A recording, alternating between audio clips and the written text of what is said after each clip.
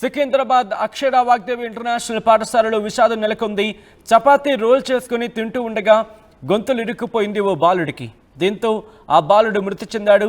స్కూల్లో 6వ తరగతి చదువుతున్న విరెన్ జైన్ శ్వాస ఆడకపోవడంతో విద్యార్థి అపస్మారక స్థితిలోకి వెళ్లిపోయాడు. హుటాహుటిన ప్రైవేట్ హాస్పిటల్కి తరలించారు పాఠశాల యాజమాన్యం. మార్గం మధ్యలోనే మృతి చెందినట్టు తెలుస్తోంది. శోక సంద్రంలో మునిగిపోయింది ఆ కుటుంబం. పోస్ట్ మార్టం నిమిత్తం మృతదేహాన్ని గాంధీ హాస్పిటల్కి తరలించడం జరిగింది. బ్రేకింగ్ న్యూస్ చూస్తున్నారు. ముఖ్యంగా చిన్న పిల్లల పాలిట ఇటువంటి ఘటనలు తలుచుకుంటూ ఉంటే కనుక చాలా ఇబ్బందికరంగా అనిపిస్తూ ఉంటుంది, హృదయ విదారకంగా అనిపిస్తూ ఉంటుంది. ఎందుకంటే పాపం వాళ్ళకి బహుశా ఆ సందర్భంలో తినిపించాల్సి ఉంటుందేమో అనిపిస్తూ ఉంటుంది.